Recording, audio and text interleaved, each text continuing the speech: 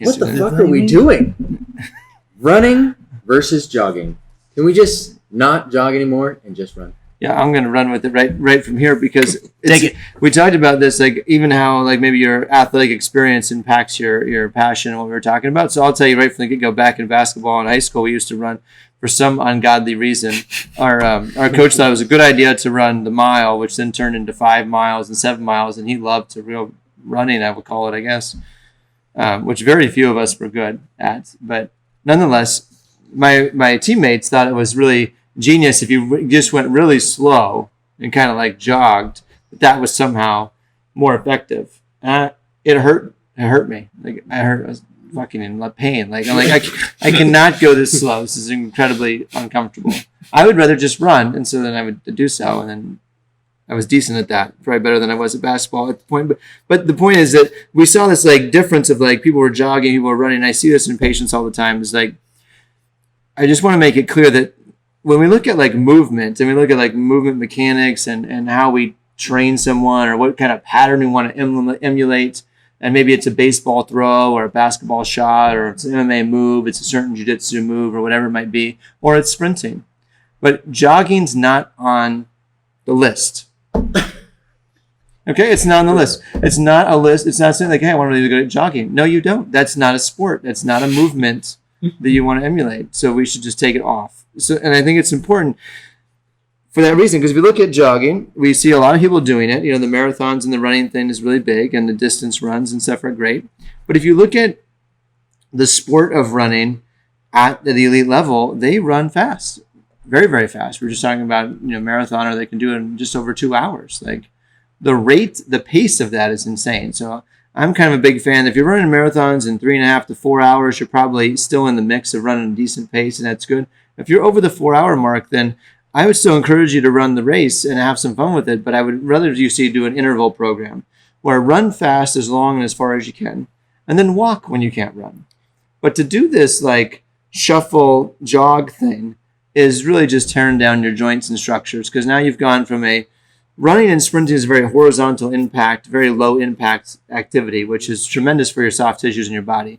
But if you don't have a cardiovascular system for it, if you don't have the strength for it, you're just doing vertical impact in the ground, jogging all day long, and then you wonder why your knee hurts. Explain that again, because I bet you that phrase, you lost people, about the impact. Sprinting is less impact than jogging. Yeah. Do it again. Well, so when you look at movement, it's all about efficiency. Like, how do I get something from here to there in the most efficient way? So when you're running, you're looking to generate horizontal force vectors. When you're jogging, you're generating vertical force vectors. Stupid. This is stupid shit. Okay, I don't know how to say it any simpler. It doesn't make any damn sense. So stop doing it. Let's walk and generate horizontal force vectors. We can walk very fast. It's fine. Or you can run really fast, and that's also fine. But to jog just really doesn't make a lot of sense. So if you can't handle running fast because your cardiovascular system is not there, or your leg isn't there, you're tired, then walk fast, recover, and then let's sprint again. So I love the interval. Or you're not addressing the true limiting factor, right? Certainly, so if you're choosing to just go through, and I'll support anyone being active by all means. 100%. But at the end of the day, if you're going to have longevity in whatever you want to do, and you want to do it well, like what I hope most people want to do is they want to do something really well, is that if you want to get better at running, it's not about logging more miles at a 12-minute pace. It's about understanding your cardiovascular system needs to tolerate a higher heart rate for a longer period of time, and then your muscular system and your tendinous system needs to tolerate a faster recoil to the impact of the ground. Work on those things while you do your interval walk jog situation, and then I promise you probably get a little bit better at running. Yeah.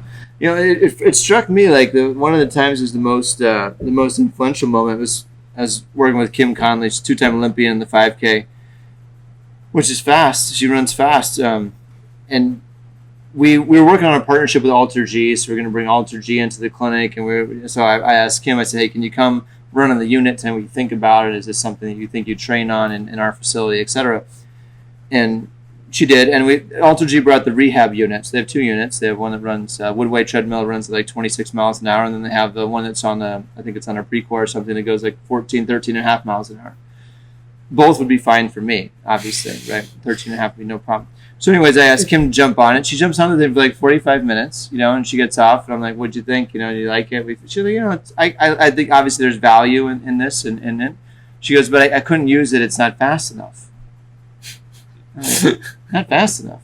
It's 13.5 miles an hour. Like, how fast do you run? She goes, well, I'd like to run at like 15 miles an hour. I'm like, so would I, but that's kind of a dream, at this point. And she's like, that's what I trained at. And it's like, oh my gosh, like, okay, the speed at which we're moving here, even a distance event, is really, really tremendous. So I think the take-home message here is it's obviously a strong stance on my behalf, because I just don't think it's a biomechanically advantaged position to be in.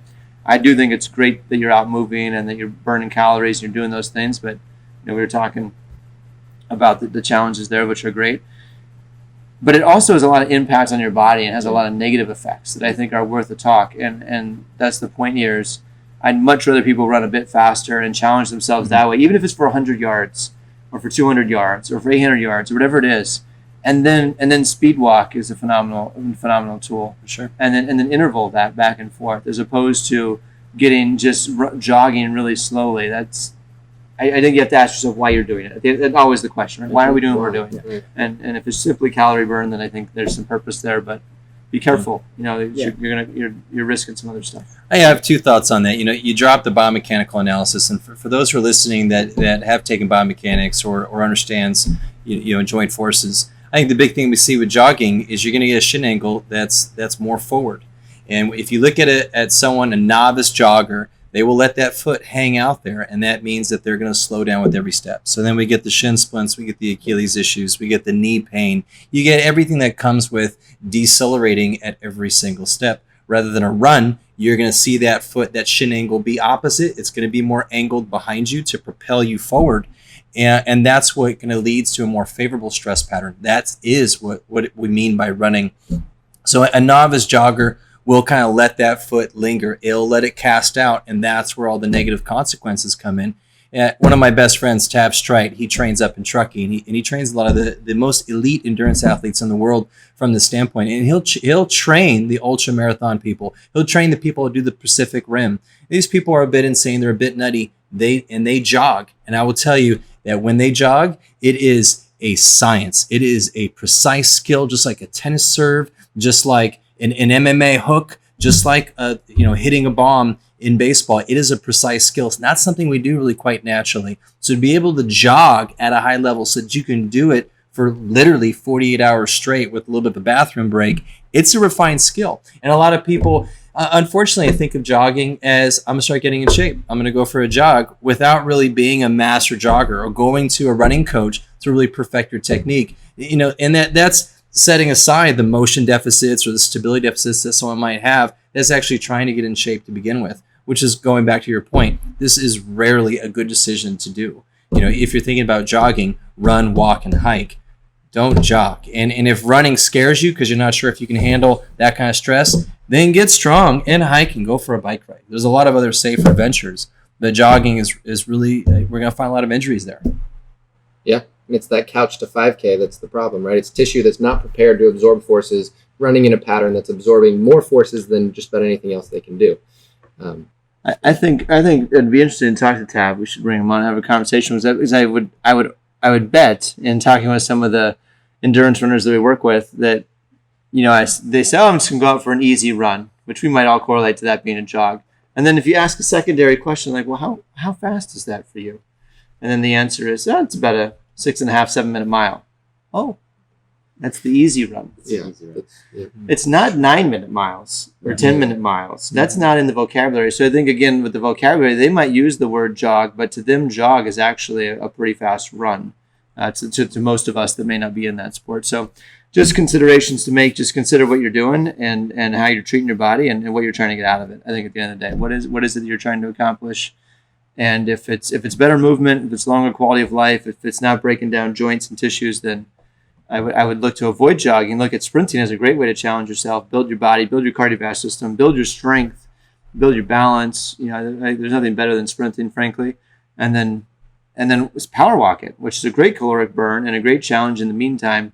And as you build it up, then you can sprint for longer, run faster for longer, which is essentially what we see in the in the elite runners. I think you said the kind of the times right there. And if the listener says, well, Tony, you really haven't said what jogging equals. And it is kind of like that 9, 10, 11 minute mile. Yeah. It's not really like a 6.5 or a 7. There is a very distinct difference between a 7-minute mile and an 8.5-minute mile. The movement changes. You go again from more of a horizontal projection to this kind of vertical, bouncing rabbit. And I, every now and again, I'll think of like a kangaroo trying to go slow. Kangaroos going slow, they can't go slow. It's not really efficient for their tendons and elasticity to do that. A kangaroo has to go at a certain speed for what's called resonancy. And it has to do with the elasticity of the tissue. It's the only thing that makes sense. To go slow is frankly stupid for the kangaroo, so you will never see them do it. Okay, Never. that's a great point. So could you name an animal that does jog? I've never seen one. The elephant? What? They actually get going pretty relative fast. to their That's like a normal- life-saving Relative run. to their That's patience. just as fast as they go. It's the human. I guess it's only the human. It's exactly my point. Yeah. For no good reason. It's a psych thing. You either run and chase something down, or you walk around and conserve energy. To my point earlier about my guys in the bus, you conserve energy, and then you go and you execute. But at no point are you just out jogging around, wasting energy. It doesn't make any damn sense. Well said. So at any rate, Run, don't jog. that's enough of that. But good luck to you out there in your running adventures. I don't know if that helps. Stay healthy. If you need us, you know where to find us. So.